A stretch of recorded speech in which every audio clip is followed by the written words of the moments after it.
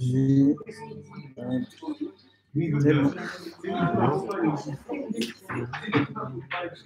Tu veux parler, tu veux faire Vous voulez, présenter? Ouais. Ouais. Vous voulez? C'est mieux.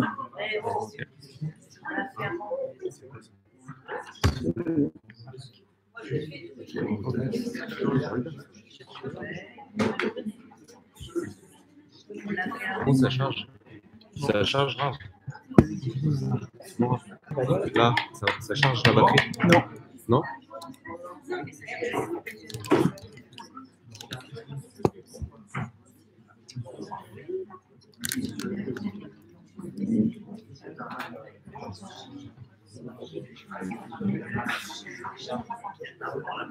C'est bon là?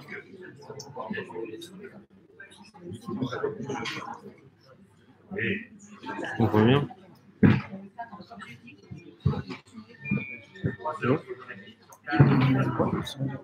De l'autre côté, de l'autre côté.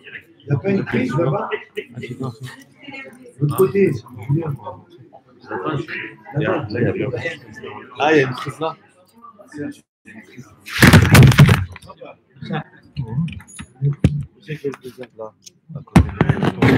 Ah ben ça y est. Ah c'est bon, c'est quoi? On a fait tirer, voilà. Alors là, venez l'autre.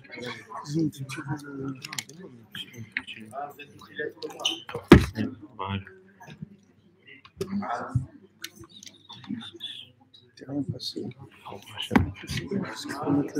Voilà.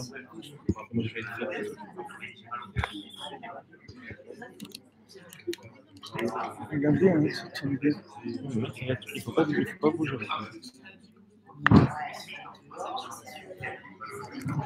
Touche bien, touche bien. Fais-le derrière, le pied, fais-le passer devant et l'autre derrière. Ouais. Lâchez. Tout dans là-bas.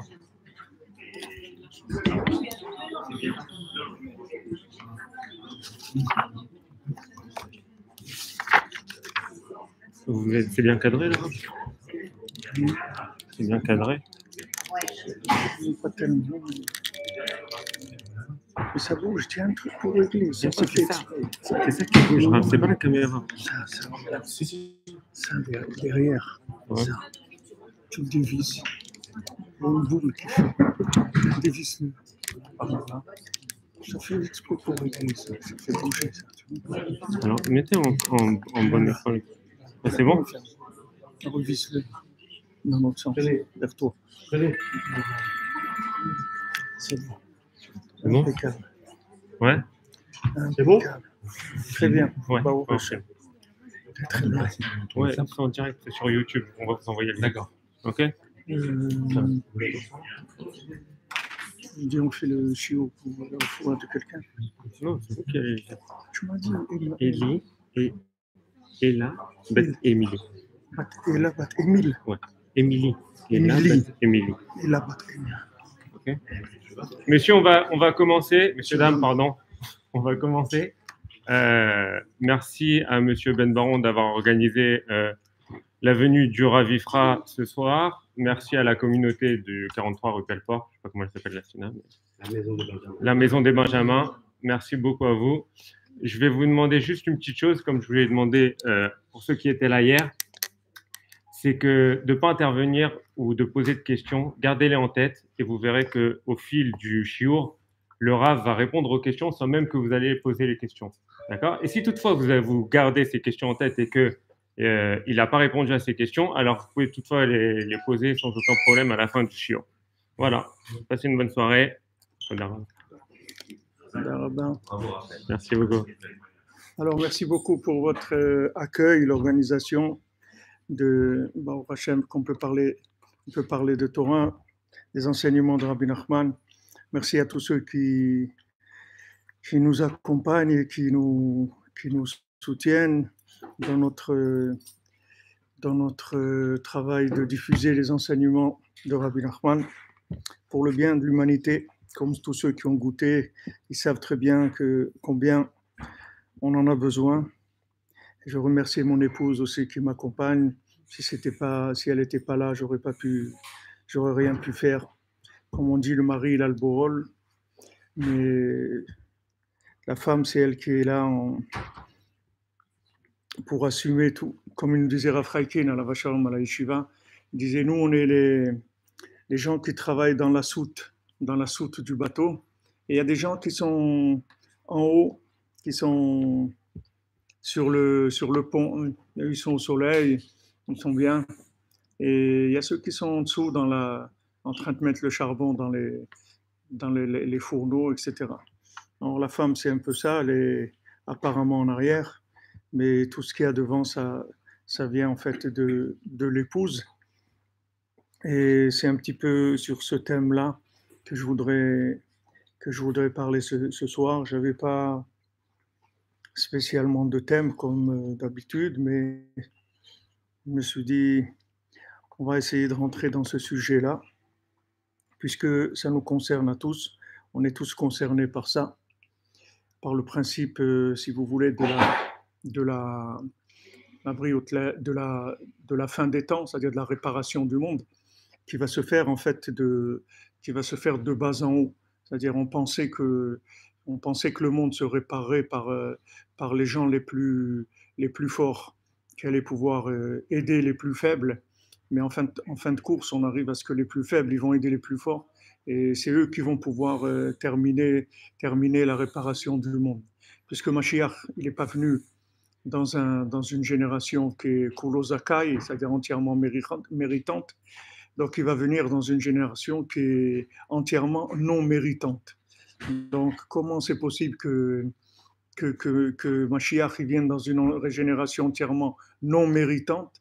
C'est parce qu'en fait, ça va être une génération apparemment non méritante, d'après le côté extérieur des choses, d'après l'apparence, si on mesure le niveau d'action par rapport aux actions de nos ancêtres. Alors, les actions, elles vont avoir l'air vraiment nulles, presque nulles par rapport aux actions d'avant. Mais comme maintenant, il va y avoir un contexte qui va être complètement différent, donc ça va donner des résultats aussi qui sont complètement différents. C'est-à-dire que ça va être considéré de façon complètement différente, puisque on se trouve dans un monde relatif, et que le côté relatif, c'est lui qui permet de juger. C'est permet de juger du niveau d'une personne. Donc en fait, cette période-là, dans laquelle on est, qui est une période messianique, elle a commencé à l'époque du Harizal. À l'époque du Harizal a commencé la période messianique.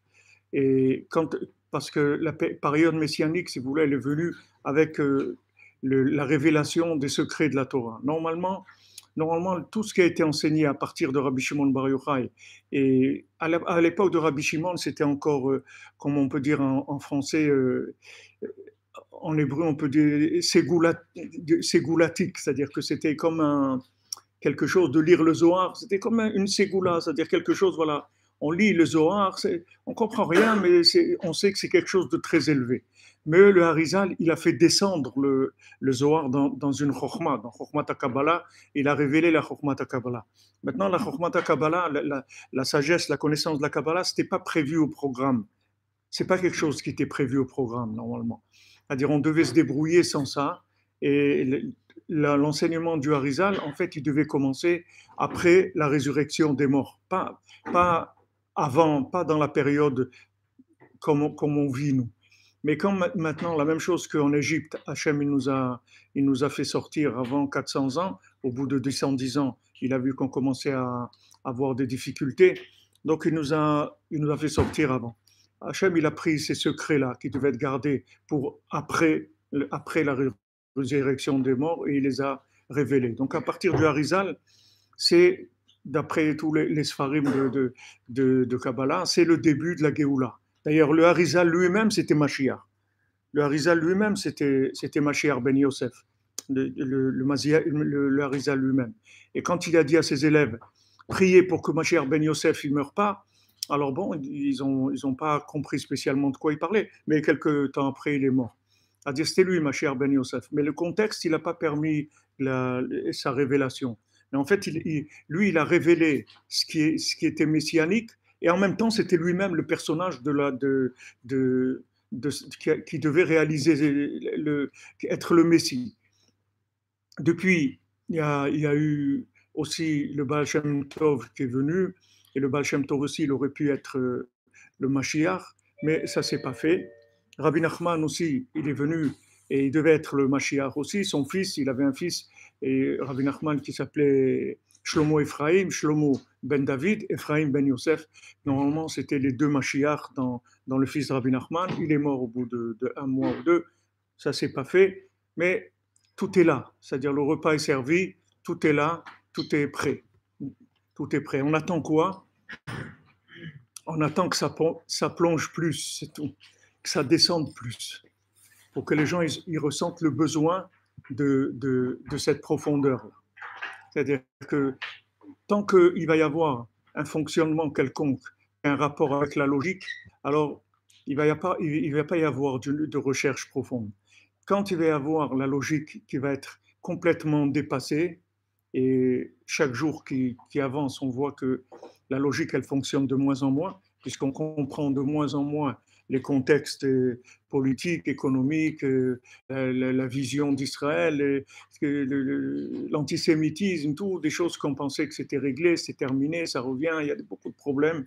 Tous ces problèmes-là qui dépassent l'entendement humain, ce sont des signes si vous voulez, de préparation messianique, puisque comme on est entièrement non méritant par rapport aux normes qui étaient les normes de la logique, donc si vous voulez, la Géoula, elle va venir par une autre approche complètement une autre approche. Comme il dit Rabbi Nathan, il dit que Mashiach, il va venir Be'eser Hadat, c'est-à-dire qu'on va pas. L'explication simple, c'est que Mashiach, il va venir sans qu'on se rende compte. C'est-à-dire que c'est pour ça que tous les gens qui disent Mashiach, il va venir à telle date, c'est sûr qu'il ne va pas venir. C'est-à-dire, Rabbi Nachman, il dit, quand quelqu'un dit telle date, le Mashiach, il vient, déjà cette date-là, vous pouvez la cocher qu'il ne vient pas. Parce que quand on dit qu'il vient à cette date, c'est sûr qu'il ne vient pas à cette date-là. Il n'y a aucun doute. C'est interdit, même Allah, c'est interdit de dire le ketz. On n'a pas le droit. Même Yaakov Avinu vous dira à ses enfants, quand Mashiach il vient venir, ça c'est, il a perdu le souffle divin au moment où il a voulu révéler. Pourquoi? Parce que Mashiach il doit venir de façon complètement inattendue et complètement, si vous voulez, d'une façon étonnante, inattendue, au moment où vraiment on y pense le moins, c'est là où il va venir.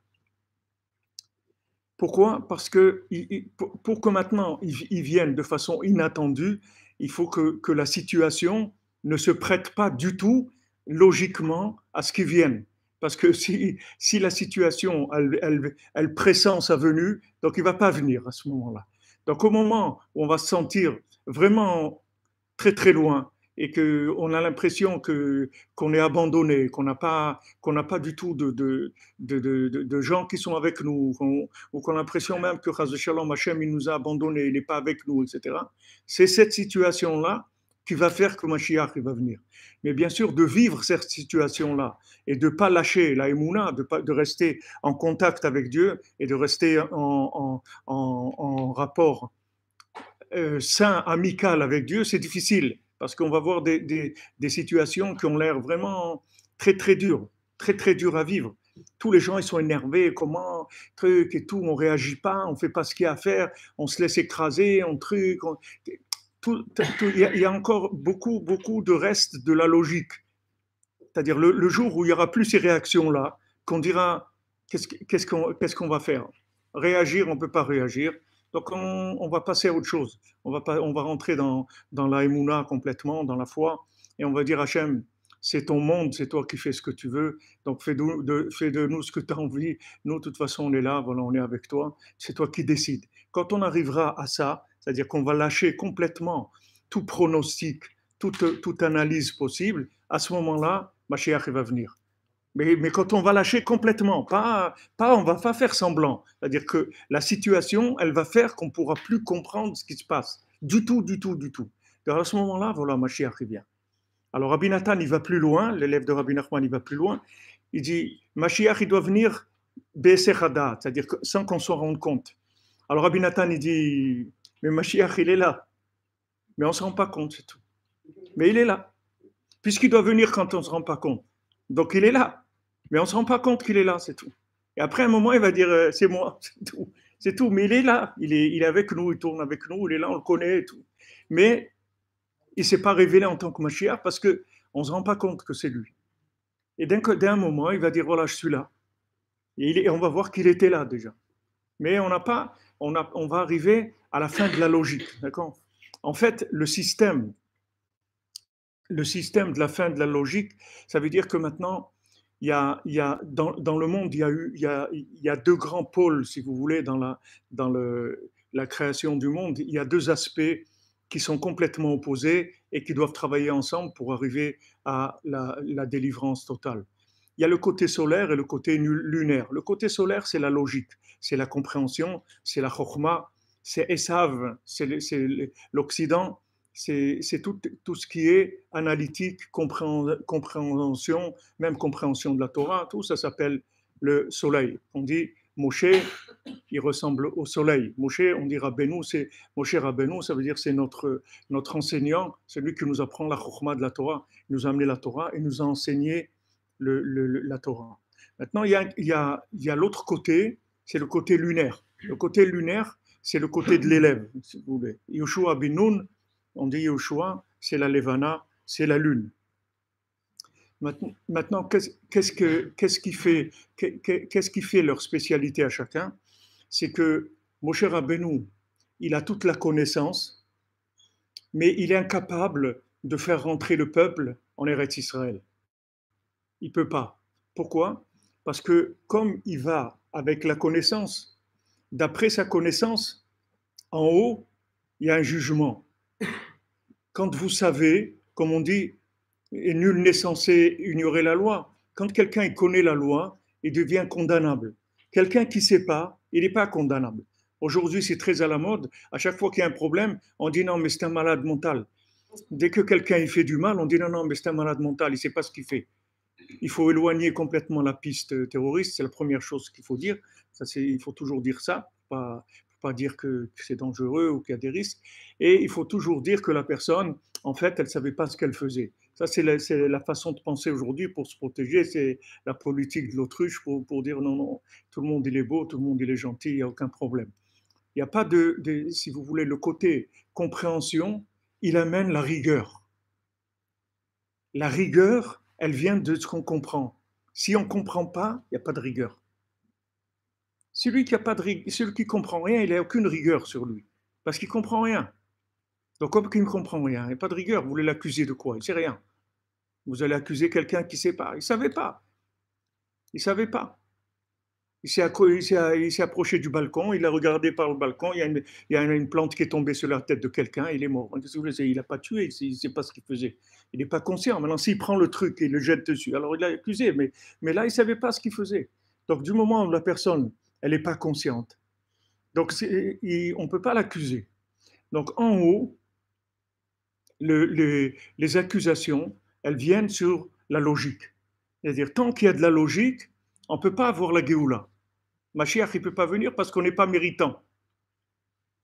Logiquement, on n'est pas méritant. Donc, si on arrive à un moment où on ne comprend plus rien, on s'approche de la délivrance. Si maintenant on comprend, on est loin de la délivrance parce qu'il y a des accusations. Ces accusations, on dit, bon, voilà, il sait telle chose, et il sait telle chose, il sait telle chose, pourquoi il ne fait pas, pourquoi il agit contre ses propres convictions, etc. On ne peut pas bouger, on est accusé, ça ne marche pas. Rabbi Shimon Bar Yochai, il dit que lui, il peut complètement rendre le monde acquitté du din, du jugement. Il dit, moi, je peux annuler le jugement sur toute l'humanité. Alors la Gemara, elle dit dans Psachim, dans le Talmud Psachim, elle dit qu'est-ce qu'il a comme formule pour annuler le jugement? Il dit, je vais prouver que tous les gens, ils sont saouls, et des soulards tous. Ils ne savent pas ce qu'ils font. Et du moment où j'ai prouvé que la personne, elle était dans un état d'ébriété, comme ça on dit, ébriété avancée, il n'est pas responsable. Il ne sait pas ce qu'il fait. Il n'a pas de tête, il ne sait pas du tout ce qu'il fait. Donc, il n'y a plus de jugement. Donc voilà, tout le monde est acquitté, il n'y a pas de problème. Seulement, il faut qu'on arrive à vivre ça complètement. Donc aujourd'hui, toute l'épreuve, elle est là-dedans, c'est-à-dire de lâcher la logique. Et maintenant, qu'est-ce qu'ils font les gens? La plupart, c'est le contraire. Ils essayent de s'accrocher à la logique. Ils essayent de comprendre ce qui se passe. Il faut comprendre, parce que si quelqu'un ne comprend pas, il n'est pas bien. Il faut que je comprenne ce qui se passe. Il faut que je comprenne pourquoi il y a ça. Pourquoi il y a une chose comme ça. Il n'y a pas de pourquoi. Il n'y a pas de réponse. Il n'y a rien. Avance, c'est tout. Avance. Fais ce que tu as à faire, c'est tout. N'essaye pas de comprendre. Et moins tu vas essayer de comprendre, et plus la Géoula, elle va venir rapidement. Alors nos sages, ils nous expliquent que maintenant la Lune, elle reçoit la lumière du Soleil, d'accord? Mais apparemment, dans le système logique, puisque maintenant la Lune, elle reçoit la lumière du Soleil, donc le Soleil, il est supérieur à la Lune, puisque elle vit de la lumière du Soleil, d'accord? C'est faux. La Lune, elle est plus grande que le Soleil. Seulement, elle a juste un problème, c'est qu'elle n'a pas de lumière, c'est tout. Mais si vous lui donnez de la lumière, elle est plus grande que le Soleil. La preuve, Yeshua ben Nun, il fait tout ce que Moshe Rabbeinu ne peut pas faire. Il n'y a pas de problème. Il faut rentrer le peuple en Eretz Israël. Il l'amène. Tous les miracles que Moshe Rabbeinu aurait été supposé avoir en rentrant en Eretz Israël, il les a eu, Yeshua. Pas de problème. Seulement, son épreuve à lui, c'est qu'il n'a pas de lumière de par lui-même. C'est-à-dire, logiquement, si vous l'analysez, vous le scannez, il est nul. D'ailleurs, le mot lune et nul, c'est la même chose. D'accord? Il est nul. Il est lune. Il est nul. C'est-à-dire lui. Donc, s'il regarde maintenant, s'il se base sur la connaissance, il est nul. Il ne va pas se comparer à Moshe Rabbeinu. Moshe Rabbeinu connaît toute la Torah. Tout ce qu'il va se dire dans la Torah, c'est étudié, c'est tout. Il connaît tout, Moshe Rabbeinu. Yoshua ben Nun, il ne sait rien. Nahar, c'est un adolescent, il bouge. Il a la bougeotte, comme on dit. Nahar, ça veut dire Menahar, essaie de bouger. Il a la bougeotte. Il est là en train de trucs. Il a plein de trucs qui l'intéressent dans ce monde. Il joue, il a plein de trucs. Mais seulement, il a quelque chose qui est au-dessus de tout. C'est qu'il a une attache et un amour inconditionnel pour Moshe Rabbeinu. C'est tout. Il est attaché à Moshe Rabbeinu de façon inconditionnelle. C'est un fan de Moshe Rabbeinu. Il y a pas, personne ne peut lui dire quelque chose sur Moshe Rabbeinu. Moshe Rabbeinu, c'est tout pour lui. Donc, comme maintenant c'est tout pour lui, il reçoit la chokhma, la connaissance de Moshe Rabbeinu. Et Hachem lui-même, il lui dit à Moshe Rabbeinu, jusque-là, tu ne peux pas aller plus loin. Tu vas maintenant donner de ton souffle divin, tu vas donner à Yoshua, à ton élève. Et l'élève, qu'est-ce qu'il va faire? Il va réussir à faire ce que le maître ne pouvait pas faire. Donc maintenant, qu'est-ce qu'on voit? C'est-à-dire que, en fait, moins quelqu'un est capable par sa compréhension, plus il est capable par ceux qui ont la compréhension. C'est-à-dire que plus on va arriver à des gens qui sont nuls, plus ces gens-là, si on leur donne confiance en eux, qui sont capables de recevoir la sagesse de maîtres qui sont bien au-dessus d'eux, ils vont devenir plus grands que les maîtres qu'il y avait avant. Vous voulez une preuve sur ça? Eretz Israël. Comment ça se fait qu'on monte en Eretz Israël et que les gens qui avaient avant nous ne sont pas montés en Eretz Israël? Ils n'ont pas pu. Ils n'ont pas pu. Prenez ceux qui sont montés en Eretz Israël. À l'époque, je ne sais pas, du Gaon de Vilna, il a envoyé 60 élèves en Eretz Israël. C'est une catastrophe. C'était terrible. Vous lisez l'époque de Rav Israël Ber au dessert, c'est-à-dire l'époque de 1880-90 en Eretz Israël, mais c'était une catastrophe, c'était terrible. Les gens ils vivaient dans des conditions terribles, la pauvreté, la maladie, et ils les tuaient comme rien, ils étaient attaqués, volés tout le temps, c'était des conditions terribles, terribles. On voit que c'est plus facile, c'est plus facile. Pourquoi c'est plus facile? Plus facile parce qu'on est mieux. Sûrement pas. Comment ça se fait qu'on est plus loin et on réussit à faire des choses que les autres, ils ont pas réussi à faire? Des gens qui étaient grands, Les élèves du Gaon de Vilna, c'est des sommités mondiales de la Torah.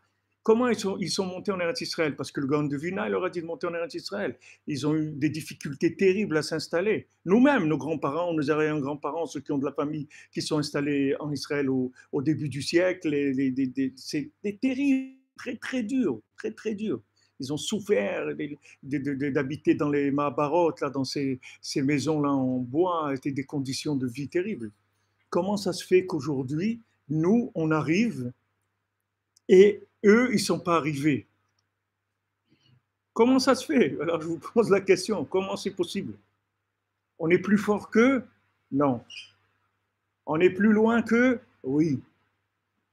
Nous, moins forts, plus éloignés, on fait des choses que eux, plus forts, plus proches de la vérité, ils ne sont pas arrivés à faire.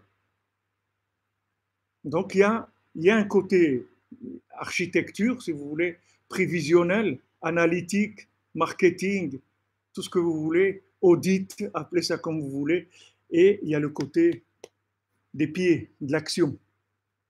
Si on est dans les pieds, on n'est pas dans la tête. Si on est dans la tête, on n'est pas dans les pieds.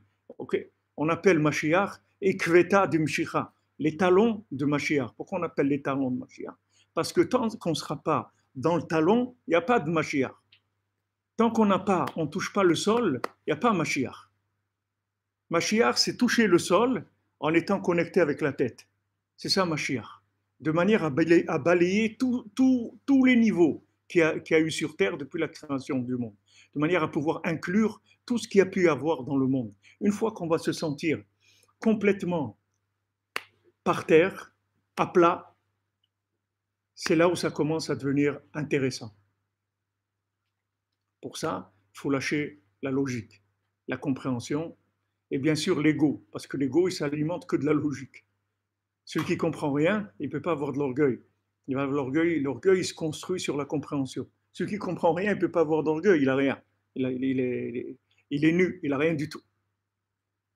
Adam Arishon, le serpent, il lui a dit, regarde, tu vas manger de l'arbre de la connaissance du bien et du mal, comme ça tu vas être un Dieu toi-même. Comment il a fait Dieu pour créer le monde? Il a mangé de ce fruit-là et il a créé le monde. Donc maintenant tu vas faire comme lui, tu vas manger et tu vas être un créateur. Tu vas être un créateur, c'est super d'être un créateur. Tu crées, tu fais de la création, tu es un créateur. Maintenant, quand il s'est senti comprendre, alors il a vu qu'il était capable de faire des choses. Il comprend, donc il peut réaliser, il peut analyser, il peut comprendre logiquement, voilà, ça c'est comme ça, c'est comme ça. C'est-à-dire il peut faire des rapports de cause à effet et devenir lui-même un créateur de choses. Ça, c'est le départ de la catastrophe du monde, c'est-à-dire c'est là où le monde s'est complètement inversé. Maintenant, pour remettre les choses en place, on est obligé de passer par le contraire. C'est-à-dire de remettre en fait les choses dans l'ordre comme elles devaient être. Alors quand on dit que à la fin des temps, la lumière du soleil va être très grande et la lumière de la lune, elle va être beaucoup plus grande que la lumière du soleil. Comment c'est possible que la lune qui reçoit du soleil, elle est plus grande que le soleil?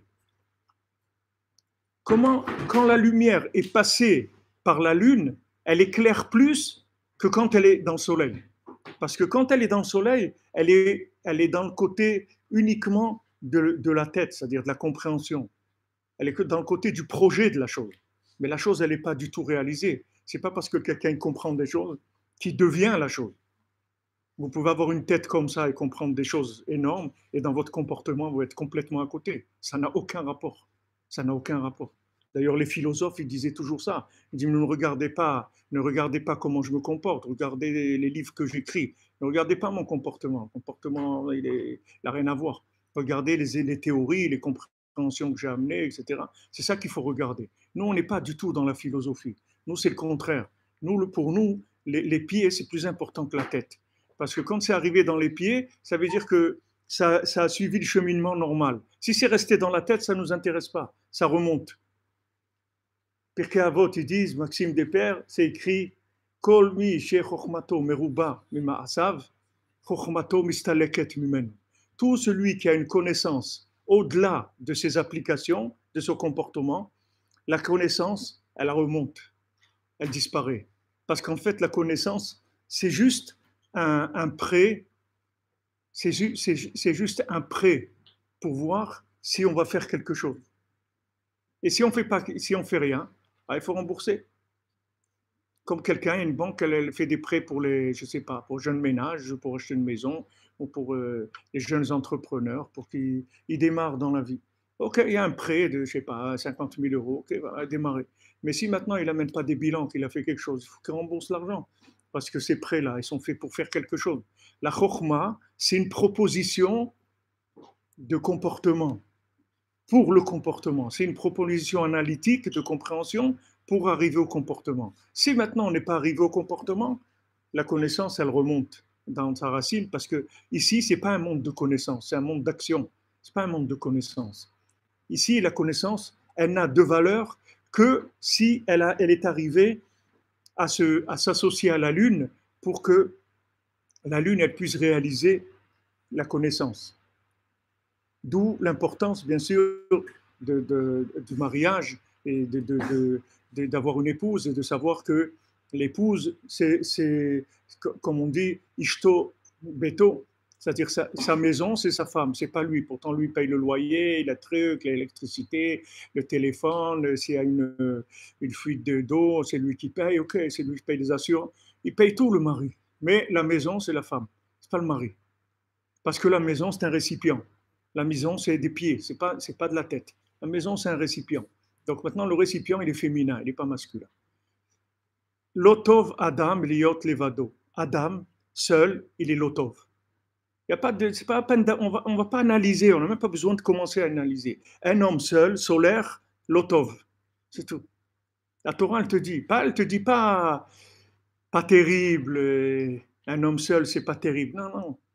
Adam, qui est seul, l'otov Adam liotli. Tout de suite l'otov, c'est-à-dire le mal, carrément le mal. Parce qu'il n'y a pas de lune, il n'y a pas de nul. Qu'est-ce que tu vas faire avec ta compréhension? Tu vas faire que des bêtises, c'est tout ce que tu peux faire. Tu ne peux rien faire d'autre. Si tu n'as pas un écran qui t'aide à voir ce que tu comprends, s'il n'y a pas quelqu'un en bas.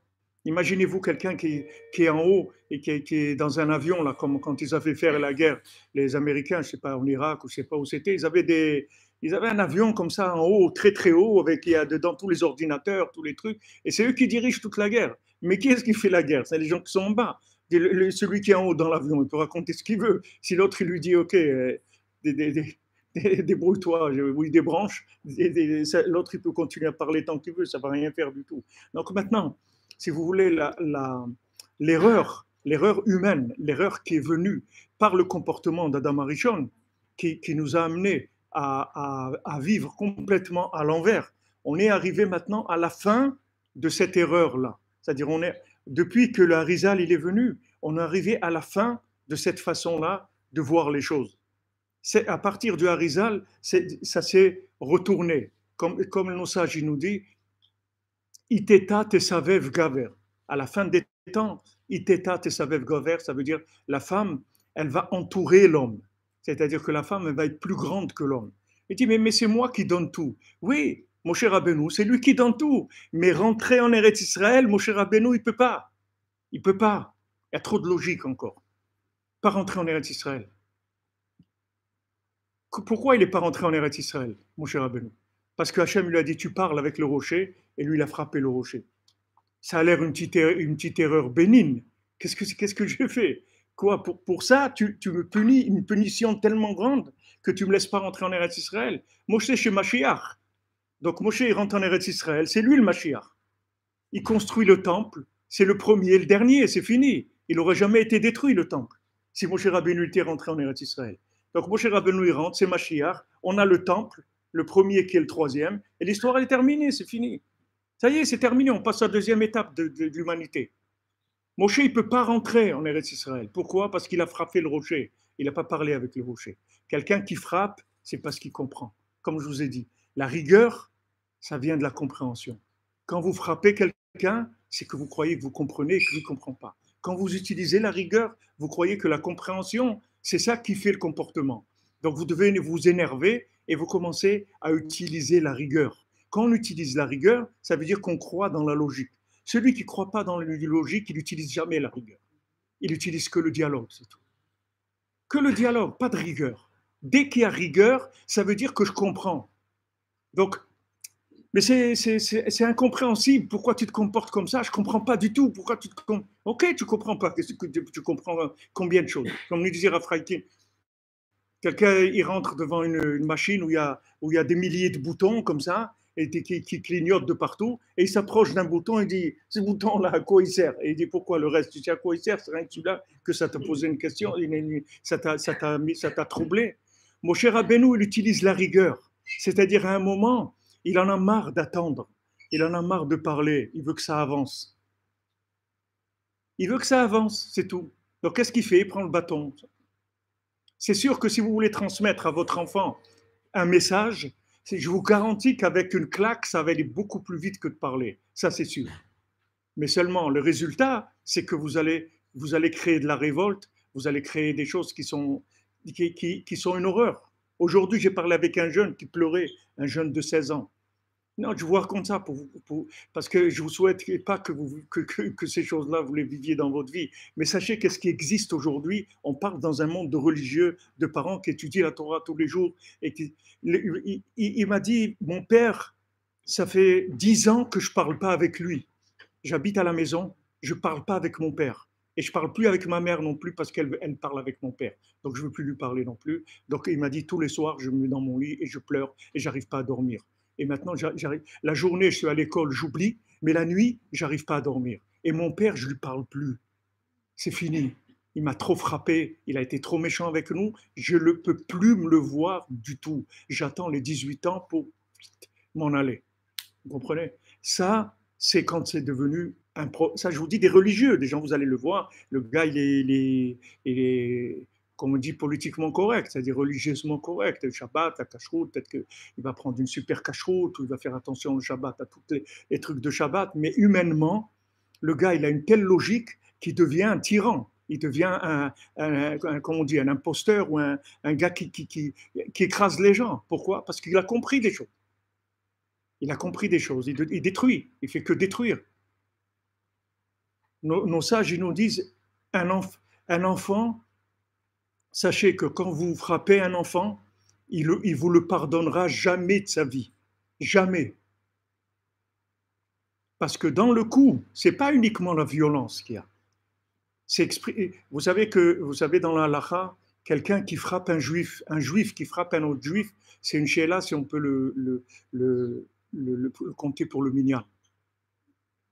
Donc, vous voyez, dans les synagogues aujourd'hui, je ne sais pas où il y a des minyanim. Parce que la halakha dit, si tu lèves la main sur un juif, et c'est sûr que ton enfant c'est un juif, si tu lèves la main sur lui, c'est déjà, on ne sait plus si on peut te compter pour minyan ou pas.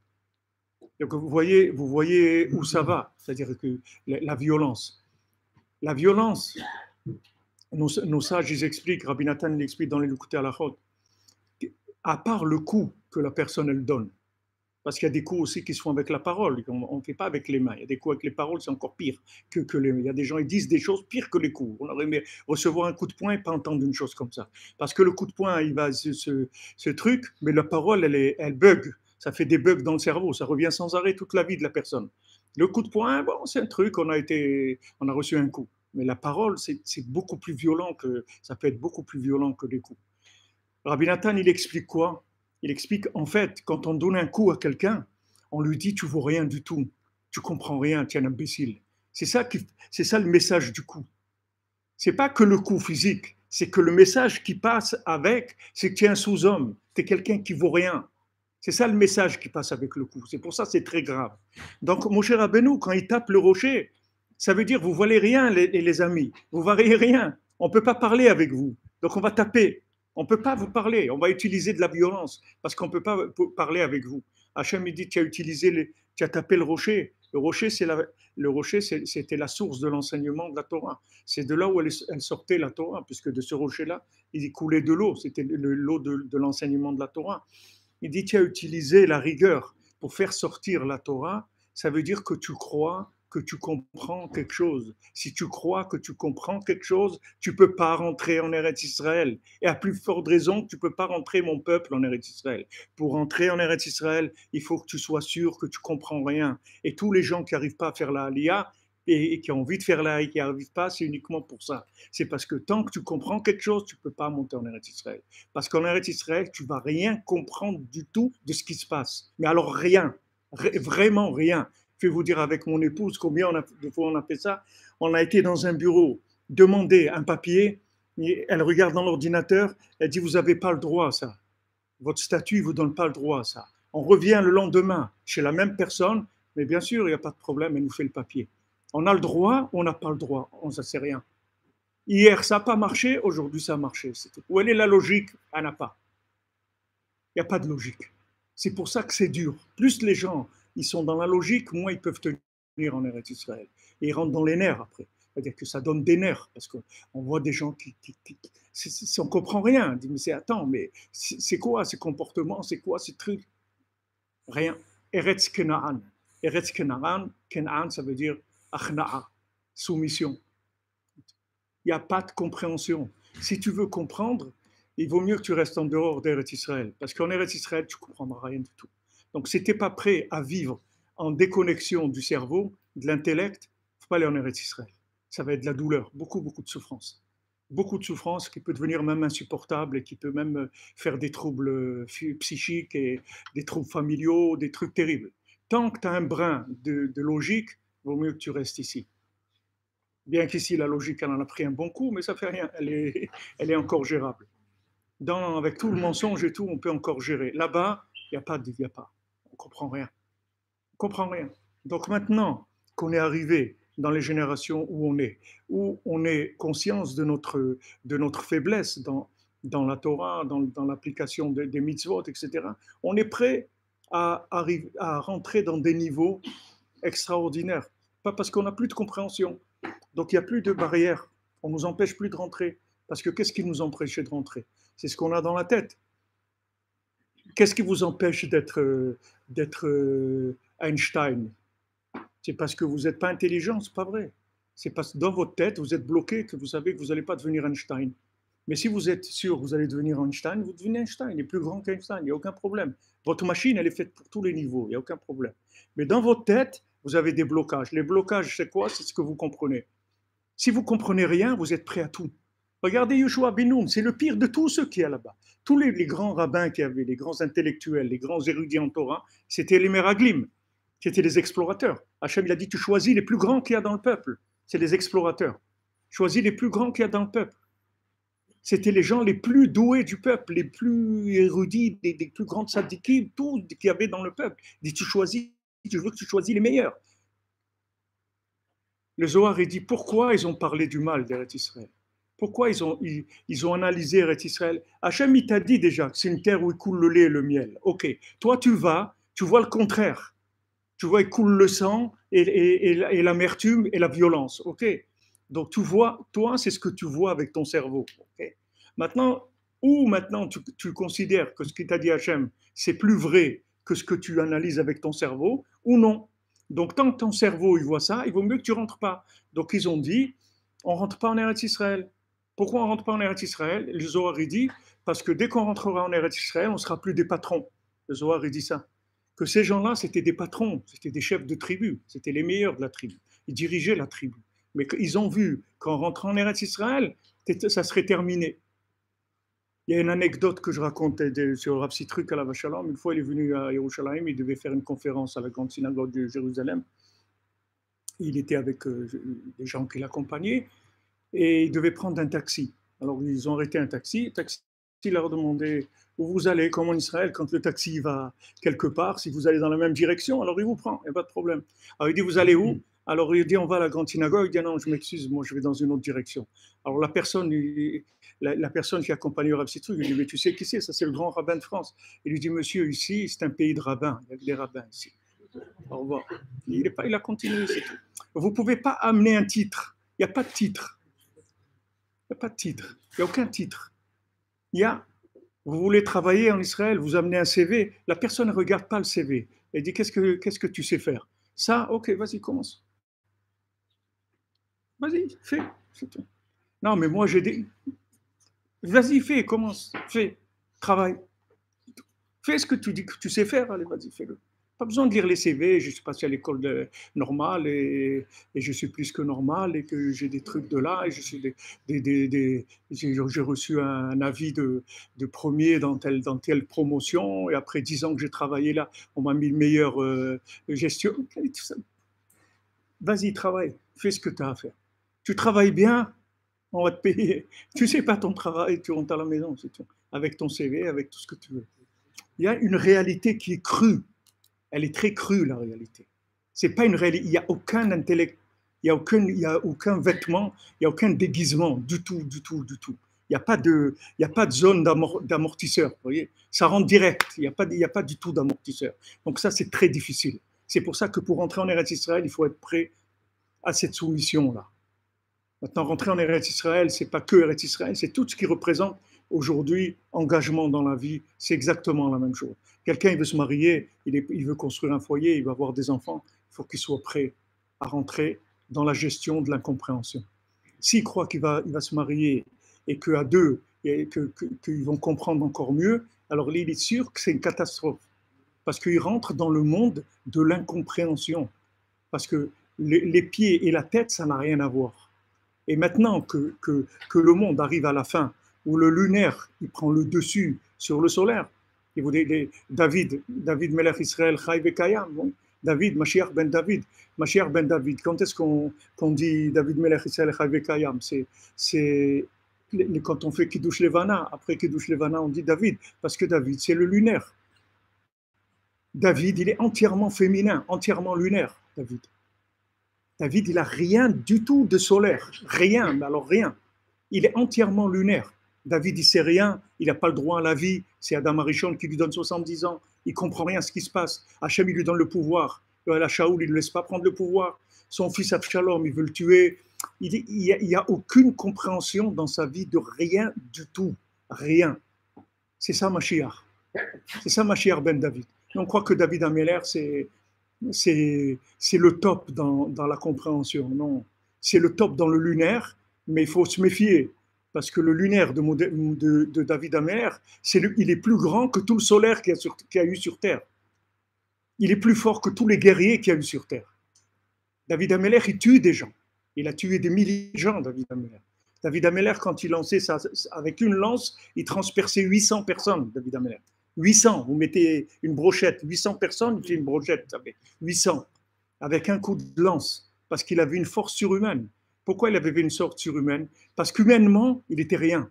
Donc il avait son seul choix, sa seule possibilité, c'était d'aller très haut. Quand vous prenez les autistes, alors ils ont découvert que les autistes, ils comprennent tout, ils voient tout, et on va demander des conseils à des autistes. À qui il va demander? Au lieu d'aller dans une audite, il va chez un autiste pour demander un conseil. Au lieu d'aller chez un gars qui a des diplômes comme ça, il va chez un gars qui a des trucs, des rapports médicaux, qui est complètement taré. C'est chez lui qu'il va pour demander. Et l'autiste, il voit, et l'autre, celui qui voit, il est aveugle. Et celui qui est aveugle, il y voit. Alors, c'est-à-dire, on se rend compte que quoi? Que les gens qui sont en bas, que les gens qu'on a pris pour des fous, c'est eux qui voient.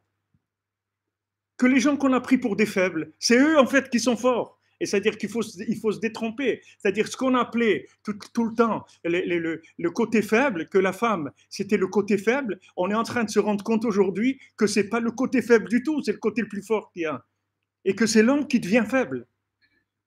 C'est l'homme qui devient faible. Parce qu'avec sa connaissance, il n'a pas trouvé d'acheteur. C'est-à-dire qu'il n'a pas trouvé quoi faire avec. C'est-à-dire qu'aujourd'hui, on est en train de valoriser le vécu, c'est tout. La connaissance, elle ne nous intéresse plus. On en a marre de la connaissance. Elle ne nous a pas rendu heureux, la connaissance. Elle ne nous a pas rendu heureux. On est dans les périodes où il y a le plus de connaissances qu'il y ait jamais eu au monde. Et c'est les périodes où les gens ils sont plus malheureux, où il y a le plus de dépression, de suicides et de trucs et tout. Si la connaissance, ça rendait heureux, normalement, on devrait faire la fête toute la journée, parce qu'il n'y a jamais eu autant de connaissances. Vous demandez à Google ce que vous voulez, vous donne 2 millions de réponses pour un truc. Vous avez une chaise qui est cassée, vous dites 1200 façons de la ranger en 2 secondes. Vous comprenez? Il n'y a jamais eu autant de connaissances dans le monde, à la portée de la main, on a acheté pour nos petits-enfants un espèce de lit pliant comme ça, qui est très sympa, qui est comme un tube. Et après, vous l'ouvrez, ça fait un lit. Mais on était tous les deux là, on n'arrivait pas à l'ouvrir. On est tire, attends, tire, il se referme, tire, attends. On dit, bon, Shalom, comment on va faire? On était avec ma femme, on devait recevoir les enfants. Je dis, comment on va faire? Le vendredi, comme ça, après-midi, il y a tellement de choses à faire. Tire par là, tire par là. Ça ne marche pas. Après, je dis, mais attends, mais il y a Rav Google, attends. Je tape le nom du lit dans Rav Google. Le gars, il nous a fait une petite vidéo, voilà. Tu le sors, tu fais comme ça, et voilà, le lit, il était là. C'est tout. On l'a monté en 2 minutes. Et ce gars extraordinaire, c'est qu'il le met gratuitement, le gars. S'il ne fait pas payer, c'est gratuit. Donc vous voyez que ça ne vaut plus rien, la connaissance. C'est gratuit. Complètement gratuit, ça ne vaut rien. Ça a perdu toutes les valeurs. Normalement, avant, vous vouliez un truc comme ça, tu payes même 5 euros, mais tu payes quelque chose pour savoir. Et tu vas les payer parce que tu es coincé, tu as besoin. Non, c'est gratuit, ça ne vaut rien. Ça ne vaut rien. La connaissance, elle ne vaut rien. Tu veux savoir comment on fait ça? Des milliers de réponses gratuites, parce que la connaissance, elle ne vaut plus rien du tout. Donc l'homme, le côté masculin, il ne vaut plus rien. Il n'a pas de valeur. Il n'a pas de valeur. La valeur aujourd'hui, c'est le féminin, c'est là où il faut investir. C'est ce côté-là qu'il faut investir. La femme, on appelle ragline, c'est-à-dire c'est le côté concret, le côté pratique. C'est là où ça se passe, c'est en bas que ça se passe. C'est ce côté-là qui va tout donner. Donc c'est le monde qui s'est complètement inversé. En fait, s'il ne s'est pas inversé, il s'est remis à l'endroit. Il était inversé. Maintenant, il s'est mis à l'endroit. Que David Ameller, qu'on voyait, qui était toujours dehors, en train de jouer, en train de faire n'importe quoi, il était avec les troupeaux au loin et tout, que ses frères, ils l'ont complètement dénigré. Son père, il ne le connaissait même pas. Quand Shmuel Hanavi est venu le chercher, son père, il ne savait même pas qui c'était. Il ne savait même pas qui c'était. C'est son fils, David, il ne savait pas qui c'était. Il a présenté tous ses enfants à Shmuel. Il a dit, voilà, c'est parce qu'il lui a dit, je suis venu chercher ton fils pour le oindre. Il a été choisi pour être le roi d'Israël. Alors, il lui a amené tous ses fils. Il lui a dit, non, un autre. Il dit, quel autre? Il dit, un autre. Tiens, un autre, non? Il dit, quoi, celui-là, là? David, là? Il dit, oui, celui-là. Voilà Mashiach. Celui-là, là, ce nul, ce taré-là qui ne sait rien faire, ces trucs, lui, c'est celui-là. C'est lui le Mashiach. C'est là où ça se passe. C'est-à-dire que le monde, il s'est remis à l'endroit. C'est-à-dire tous les gens que vous croyez qu'ils sont nuls, que vous croyez qu'ils sont fous, qu'ils sont perdus, vous croyez qu'ils ne comprennent rien, qu'ils sont incapables, c'est ceux-là les plus forts. C'est ceux-là les meilleurs, c'est là où il faut investir. Et tous les gens qui sont des vedettes, il ne faut pas s'approcher, parce qu'ils ne vont rien faire du tout. Ce n'est pas eux qui vont emmener Mashiach.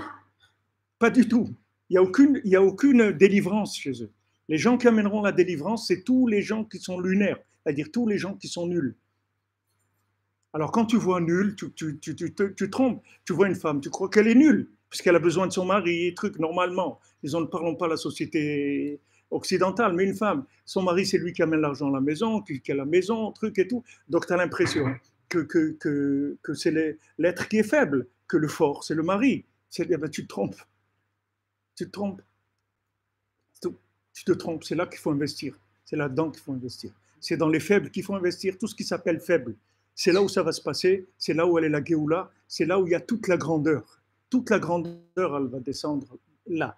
Et tous les problèmes qu'il y a aujourd'hui, de shalom bayit, de mariage, des gens qui n'arrivent pas à se marier, qui attendent pour se marier, tout ça, ça vient uniquement de ce problème-là. C'est-à-dire qu'il y a une difficulté à s'adapter sur le rapport de chacun. Une fois que vous avez compris comment ça marche, après, il n'y a plus de problème. Une fois que vous êtes mis à votre place, il n'y a aucun problème. Ça marche très, très bien. Il n'y a vraiment aucun problème. Mais il faut savoir que quand vous avez une décision à prendre d'importante, la première personne avec qui vous en parlez, ce n'est pas un rave. Il faut parler avec votre femme, pas avec un rave. Il faut parler avec votre femme. Parce qu'un rave, il peut vous amener des connaissances de la Torah sur ça. D'accord? Mais votre femme, elle sait qui vous êtes. Donc elle sait plus que le rave. Parce que le rave, il va vous parler théoriquement. Il va dire, voilà, quelqu'un, il doit faire ça, il doit faire ça. Je vous donne un exemple d'Halakha. Vous avez une personne qui a un problème dans la cache-route d'un poulet, d'accord? Il a acheté un poulet, maintenant il voit qu'il y a du sang dans un endroit, il ne sait pas si c'est cachère ou pas. Il va chez le Rav. Le Rav, il lui demande d'abord, qu'est-ce que tu fais dans la vie? Il dit, voilà, moi j'ai un magasin, je travaille et tout. Alors le Rav, il regarde le poulet, il dit, il n'est pas cachère le poulet. Ok. Maintenant, ce monsieur, il sort avec le poulet pas cachère, il le donne à quelqu'un d'autre qui est pauvre. Il rentre un pauvre avec le même poulet. Le Rav, il lui demande, qu'est-ce que tu fais dans la vie? Il dit, moi, je vis de la mendicité, j'ai rien du tout. Alors le Rav, il regarde le poulet, il lui dit, il est cachère. Alors, le poulet, il est cachère ou il n'est pas cachère? Alors là, il ne faut pas nous rendre fous, non? Ce poulet-là, il est cachère ou pas? Ce poulet-là, il n'existe pas. Ça dépend qui tu es. Tu es riche, il n'est pas cachère. Tu es pauvre, il est cachère. C'est-à-dire, le riche, il le mange. Il est en train de manger taref, ça va lui pourrir son cerveau, son cœur, tout. L'autre, le pauvre, il mange le même poulet. Ce poulet-là, il va lui donner de la Kedusha de Shabbat, de la Simchat de Shabbat, du bien pour sa Neshama. Alors maintenant, le poulet lui-même, il est quoi, la chair du poulet? La chair du poulet, elle n'existe pas. Elle va devenir ce que tu es, c'est tout. Donc tu vois que c'est pas la théorie qui compte. On avait à Aix-les-Bains le Rav Poultorak à la Shalom. Il était à Lyon, mais il y a une période à la fin de sa vie, pas à la fin il était en Eretz Israël, mais avant qu'il aille en Eretz Israël, il habitait avec nous à Aix-les-Bains. Il venait prier avec nous, il était très proche de nous, de Breslev. Il venait prier à notre synagogue Breslev le Shabbat, il était avec nous. Et une fois, il nous a dit, quand un Rav, il tranche la halakha avec tout, sauf avec le Shulchan Aruch. Il nous a dit comme ça. Il a dit, on tranche la halakha avec tout, sauf avec le Shulchan Aruch. C'est-à-dire que quand on utilise la connaissance du Shulchan Aruch, c'est une fois qu'on a fait le diagnostic. C'est comme un malade. Quand est-ce que vous sortez les médicaments? Après les analyses, les scanners, les trucs et tout. Après, vous sortez les médicaments. Mais vous ne sortez pas les médicaments avant de savoir qu'est-ce qu'il a le bonhomme. Sinon, vous risquez de le tuer. C'est vrai que c'est des médicaments, mais c'est des médicaments, il faut savoir à quoi ils vont servir. La halakha, c'est la même chose.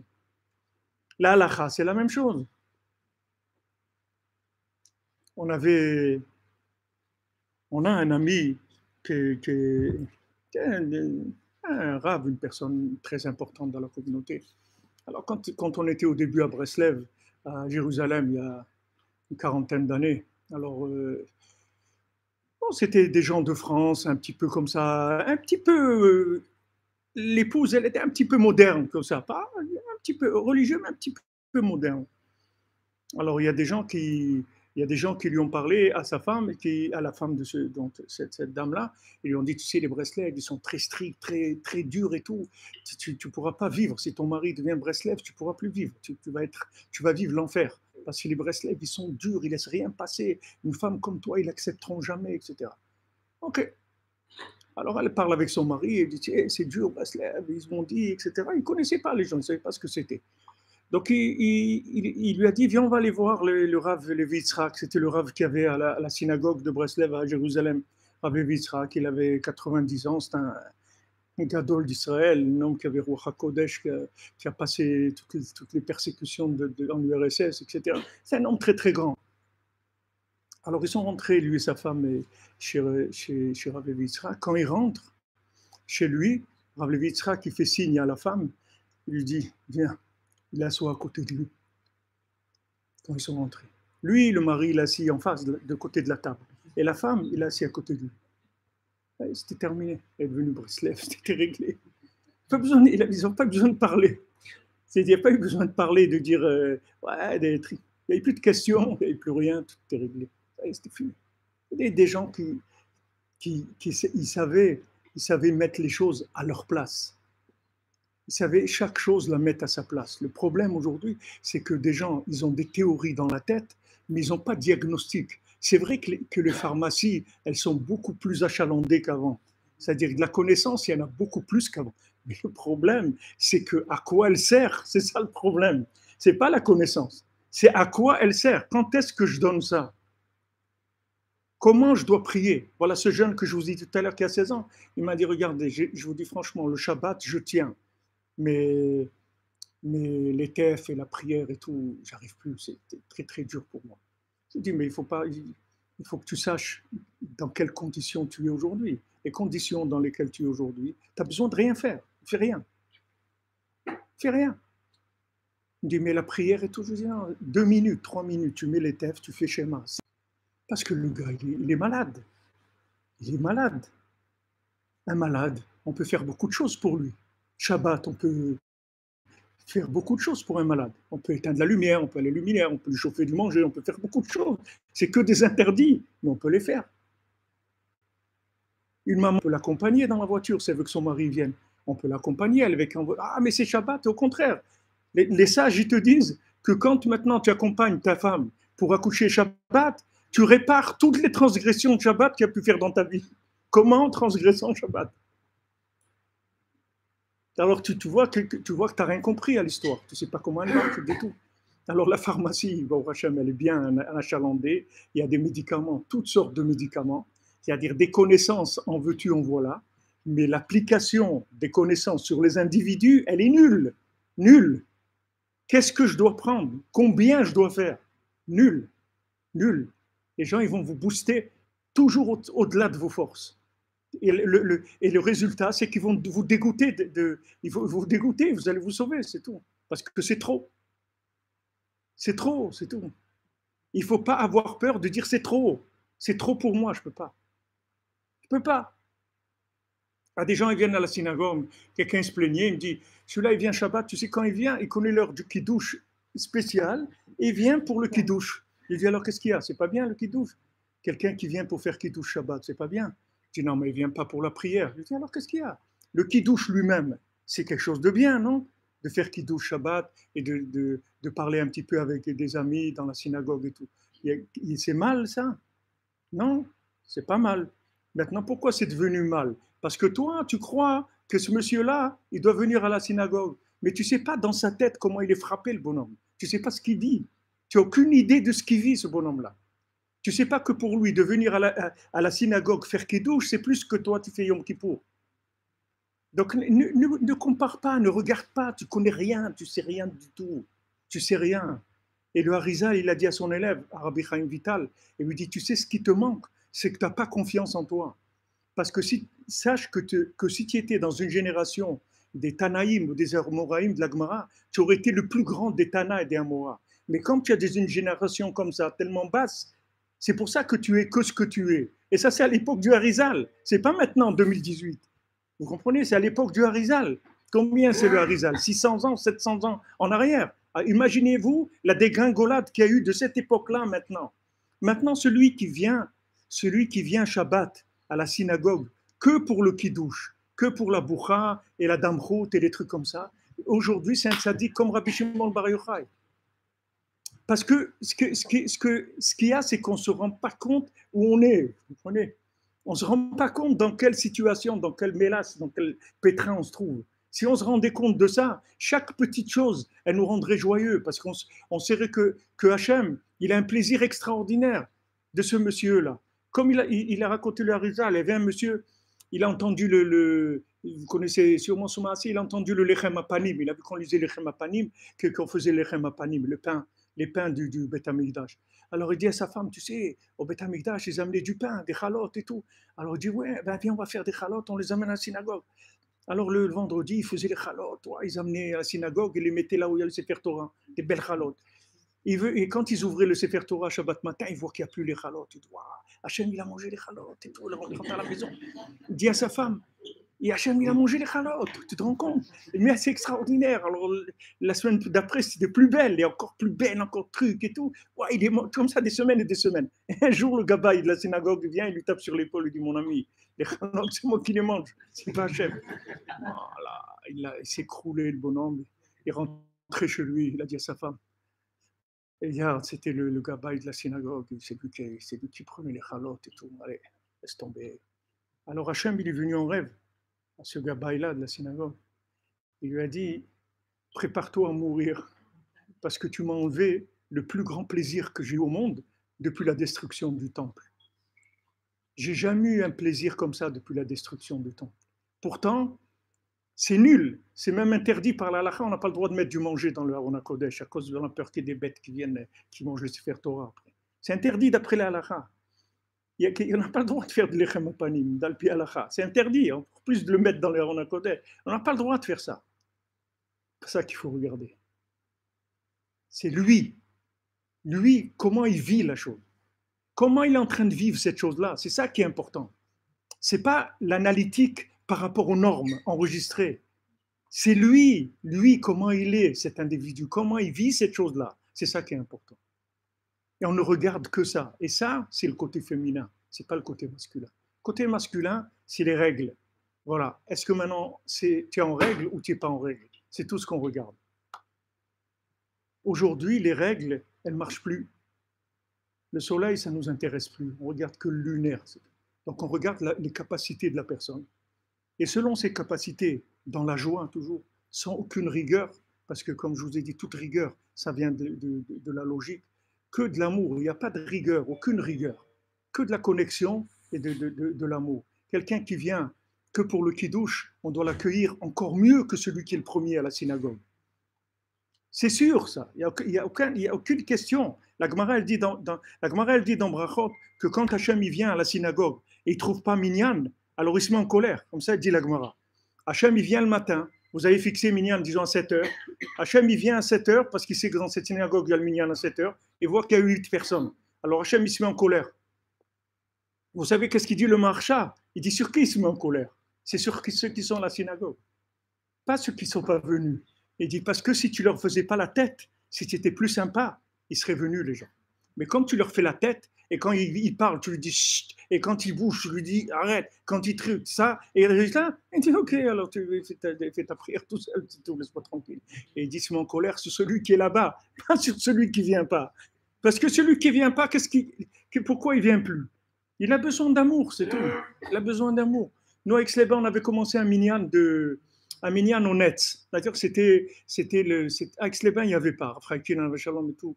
Il priait normal 7 heures. Mais les minyan honnêtes, en France, quand c'est après Purim, tout ça, ça monte. C'est-à-dire c'est à 5h30 ou c'est très tôt.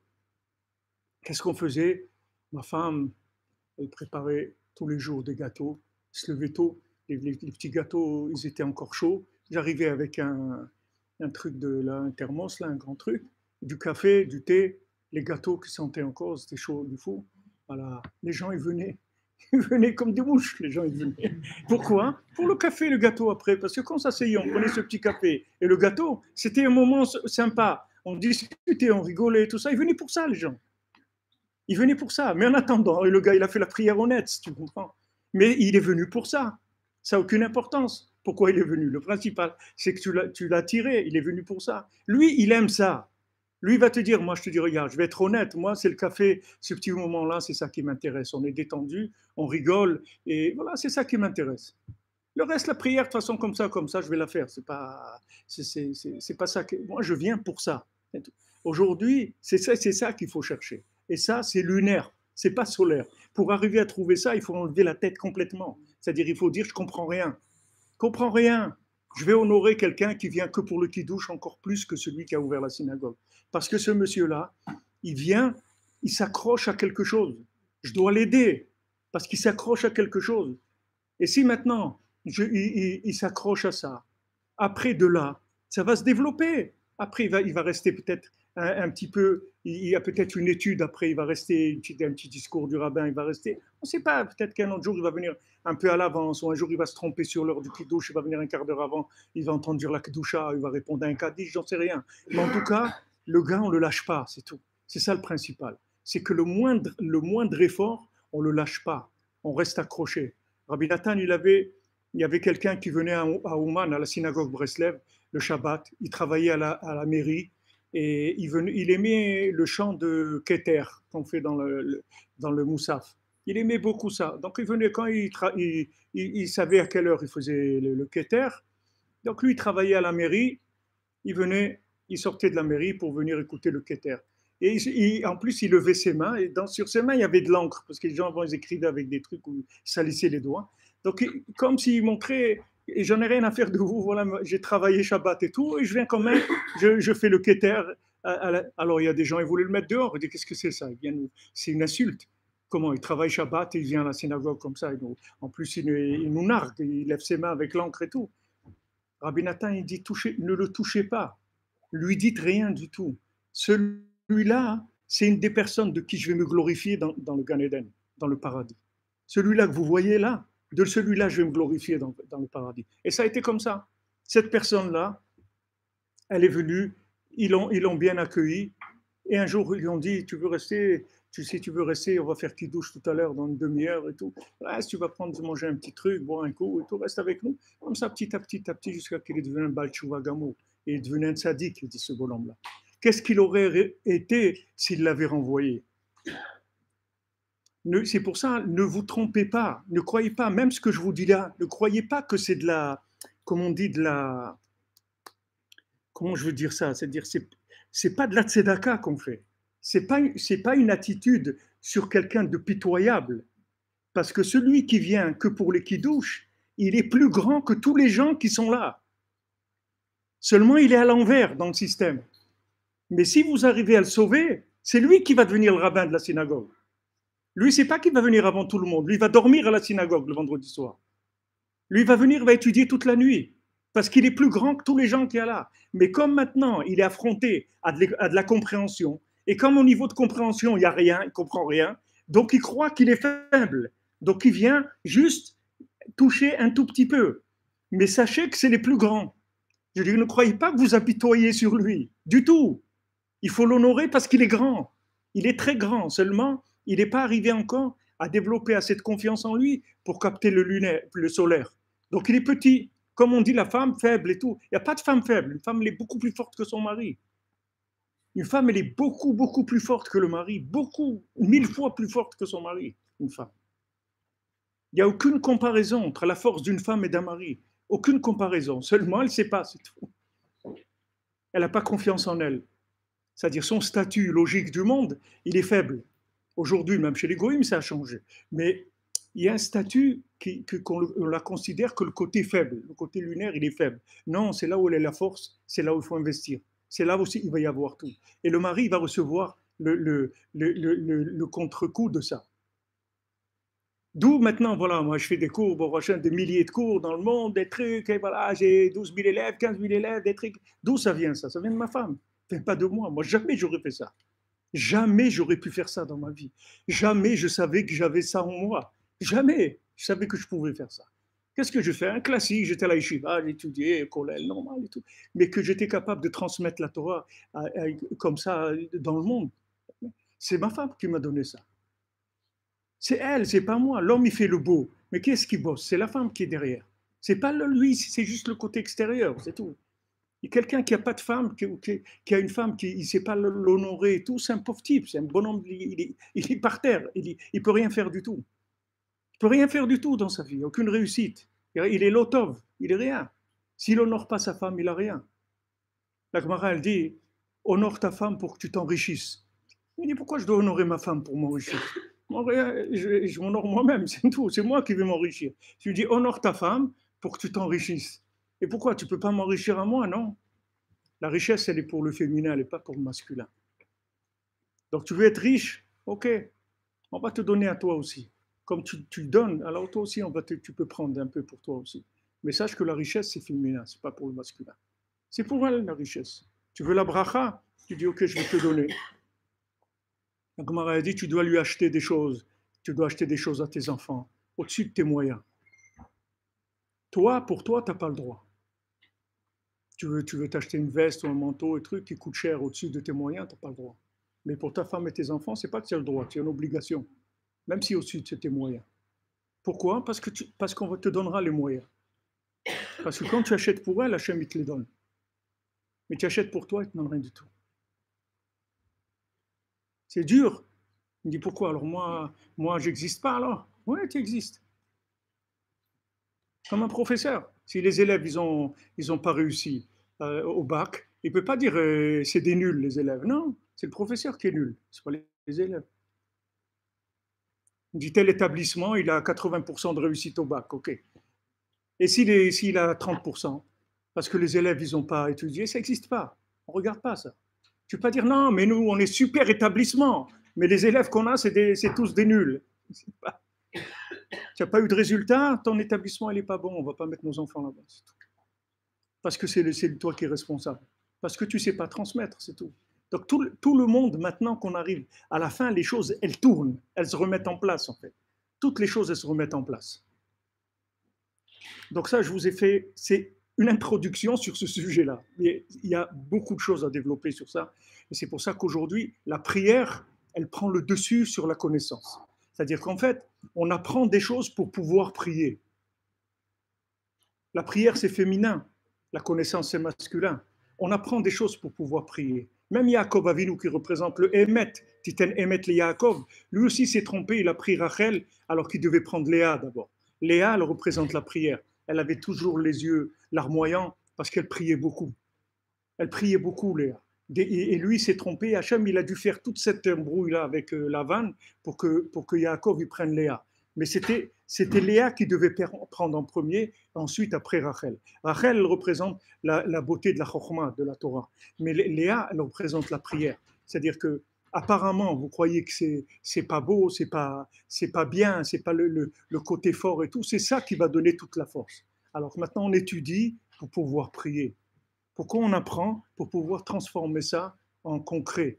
C'est-à-dire on apprend avec la tête et après on fait descendre dans le Vayadata Ayom, Ve'ashevota Levavecha, comme on dit tous les jours dans le Alenu Shabbat. Et aujourd'hui, ce que tu vas apprendre, tu vas le faire descendre dans ton cœur. C'est-à-dire tu as appris des choses, c'est bien, c'est mignon, c'est sympathique. Descends-le dans ton cœur. Fais-les vivre, vis-les. Enseigne-les à ton épouse, enseigne-les à tes enfants, de manière à ce que ça devienne vivant. Que tu vois combien tu as compris ce que tu as dans ta tête, comment tu peux le traduire en vécu à des êtres que apparemment ils ont l'air faibles.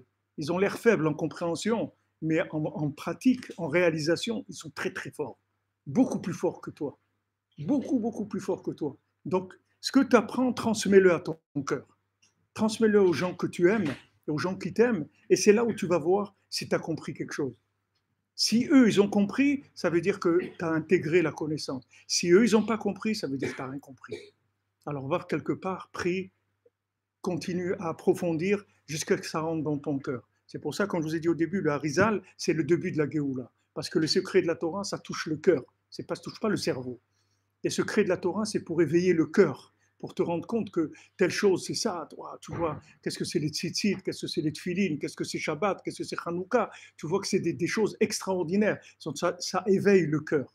En fait, les secrets de la Torah, c'est une fusion de la connaissance basique et de la prière, qui est venue sous forme de connaissance, mais ce n'est pas une connaissance totalement maîtrisée, parce qu'il y a un côté dedans qui est prière, donc ce n'est pas maîtrisé totalement. La Kabbalah, ce n'est pas quelque chose que vous pourrez comprendre par la logique. D'ailleurs, les gens qui ont des têtes carrées, comme on dit, qui sont des gens qui ont une façon de penser carrée, ils ne peuvent pas étudier la Kabbalah. Parce que la Kabbalah, tu ne comprends rien, vraiment. Tu ne comprends rien. C'est-à-dire tout le monde des sphirotes et tout, ce n'est pas des choses que peux-tu dire, ah, c'est comme ça. C'est comme ça, mais c'est aussi comme ça, et c'est à l'envers, et c'est à l'endroit. Ce n'est pas une connaissance qui est une connaissance de logique, c'est une connaissance de connexion. C'est pour ça que ça s'appelle Kabbalah. Kabbalah, ça veut dire quoi? Ça veut dire recevoir. Ce n'est pas intellectuel. Tu reçois de l'énergie par rapport à ces enseignements, mais tu ne vas pas les maîtriser avec ton cerveau, du tout, du tout. Ça ne se maîtrise pas. Et les gens qui sont intellectuels et qui veulent de la logique ne comprennent rien dans la Kabbalah. Ils ne peuvent même pas commencer. Ça ne les intéresse pas du tout, ça les énerve même. Parce qu'ils disent, mais attends, mais ça, tu m'as dit que c'est ça, maintenant tu me dis que c'est le contraire. Là, c'est comme ça. C'est le monde plus de la prière que de la connaissance, uniquement pour alimenter le cœur. Et c'est Bezrat Hashem avec ça que Mashiach va venir. Donc le message que je veux vous dire, que je veux faire passer principalement, alimentez, occupez de vous des faibles, du faible qui est en vous, que vous ignorez, celui que vous croyez qui est faible en vous, c'est le plus fort qui est en vous. Le côté faible qui est en vous, c'est le plus fort, parce qu'il va se construire avec de l'énergie divine, pas avec de l'énergie mentale. Les côtés forts qui sont chez vous, c'est que vous les avez construits avec la logique, ok? Ils sont pas très valables.